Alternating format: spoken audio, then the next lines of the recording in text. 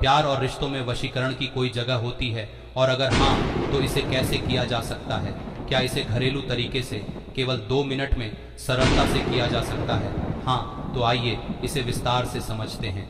नमस्कार, आज हम बात कर रहे हैं कि वशीकरण किया जा सकता है। पुराने समय में वशीकरण का उपयोग मुख्य रूप से जानवरों पर किया जाता था ताकि उनके इलाज में मदद मिले। जानवरों को काबू में लाना और उन्हें दवा देना मुश्किल होता था। उस समय न तो इंजेक्शन होते थे और न ही अन्य साधन, इसलिए वशीकरण का उपयोग जानवरों को काबू में करने के लिए किया जाता था। धीरे धीरे समय बदला और वशीकरण का उपयोग इंसानों पर भी किया जाने लगा, लेकिन समय के साथ विज्ञान ने प्रगति की और इसकी आवश्यकता कम हो गई। इसके बाद लोगों ने वशीकरण का दुरुपयोग करना शुरू कर दिया। कुछ लोगों ने इसे गलत उद्देश्यों के लिए इस्तेमाल करना शुरू किया, जैसे किसी का रिश्ता या परिवार तोड़ना, किसी का व्यापार बिगाड़ना आदि। यह प्रथा कुछ तांत्रिकों और तथाकथित ज्योतिषियों द्वारा बदनाम कर दी गई।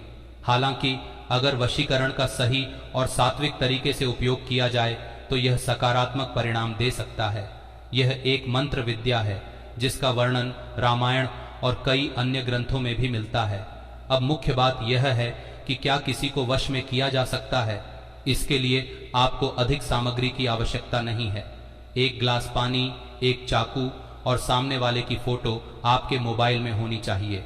यह प्रक्रिया सुबह 4 से 6 बजे के बीच या रात 9 से 11 बजे के बीच की जा सकती है।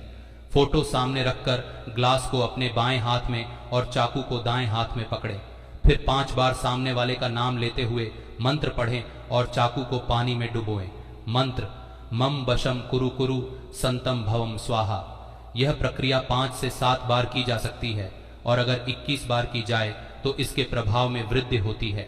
इसके बाद पानी को किसी कांटेदार पेड़ के नीचे डाल दें। ध्यान रखें कि इस विधि का दुरुपयोग न करें, क्योंकि यह एक शक्तिशाली प्रयोग है।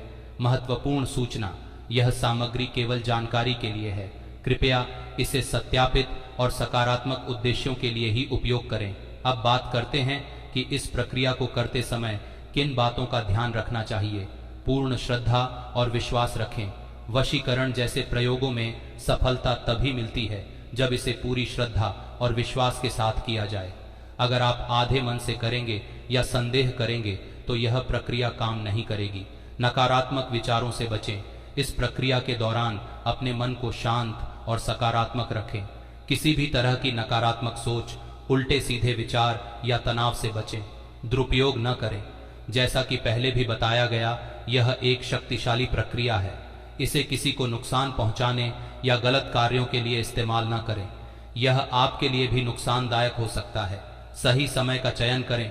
सुबह 4 से 6 बजे या रात 9 से 11 बजे के बीच का समय इस प्रक्रिया के लिए सबसे प्रभावी माना जाता है। पवित्रता का ध्यान रखें। इस प्रक्रिया को शुरू करने से पहले स्नान करें और अपने आसपास की जगह को स्वच्छ रखें। फोकस बनाए रखें। फोटो पर ध्यान केंद्रित करें और मंत्र का सही उच्चारण करें। बचा हुआ पानी सही तरीके से निपटाएं। पानी को कांटेदार पेड़ में डालना जरूरी है। इसे कहीं और डालने से यह प्रक्रिया अधूरी रह सकती है। ध्यान देने योग्य बातें, इस प्रक्रिया का उद्देश्य प्रेम और रिश्तों को मजबूती देना होना चाहिए, न कि किसी को अपने लाभ के लिए बाध्य करना। अगर आप इसे शुभ कार्यों के लिए करते हैं तो यह आपको सकारात्मक परिणाम देगा। अंत में याद रखें कि आपके मन की शुद्धता और इरादे इस प्रक्रिया को सफल बनाते हैं। सकारात्मक सोचें, खुश रहें और अपने रिश्तों को मजबूत बनाने की कोशिश करें। अब यह समझना भी जरूरी है कि वशीकरण का प्रभाव हमेशा स्थायी नहीं होता। यह केवल एक अस्थायी उपाय हो सकता है जो आपके रिश्ते या किसी व्यक्ति के प्रति व्यवहार में कुछ समय के लिए बदलाव ला सकता है, लेकिन रिश्तों की स्थायित्वता और गहराई हमेशा आपसी विश्वास, प्यार और समझदारी पर आधारित होती है। वशीकरण के बारे में कुछ महत्वपूर्ण बिंदु। कर्मों का सिद्धांत, यह याद रखें कि हर क्रिया का एक प्रतिक्रिया होती है। अगर आप किसी को जबरदस्ती वश में करने की कोशिश करेंगे या किसी के जीवन में नकारात्मकता लाने का प्रयास करेंगे तो इसका दुष्प्रभाव आप पर भी पड़ सकता है। स्वतंत्रता का सम्मान करें। किसी भी व्यक्ति की स्वतंत्रता का सम्मान करना चाहिए। वशीकरण का उपयोग केवल तभी करें जब यह आपके रिश्ते को सुधारने और सकारात्मक बदलाव लाने के लिए हो। ध्यान और साधना का महत्व। वशीकरण या अन्य किसी भी तांत्रिक प्रक्रिया में ध्यान और मानसिक एकाग्रता का बड़ा महत्व होता है। अगर आप ध्यान में कमजोर हैं तो यह प्रक्रिया आपकी अपेक्षाओं के अनुसार काम नहीं करेगी। गुरु का मार्गदर्शन आवश्यक है। अगर आप किसी विषय में पूरी तरह निपुण नहीं हैं तो इसे स्वयं करने की बजाय किसी ज्ञानी गुरु या विशेषज्ञ से सलाह लेना बेहतर होता है। रिश्तों को मजबूती देने के लिए वशीकरण से ज्यादा जरूरी है अपने अंदर सकारात्मकता और सच्चाई लाना। अच्छे कर्म करें, ईश्वर पर विश्वास रखें और अपने जीवन में सच्चाई व ईमानदारी को बनाए रखें। किसी भी प्रकार की शक्ति का दुरुपयोग न करें, क्योंकि यह आपके जीवन में परेशानी भी ला सकता है। आप सभी को शुभकामनाएं। ओम नमः शिवाय।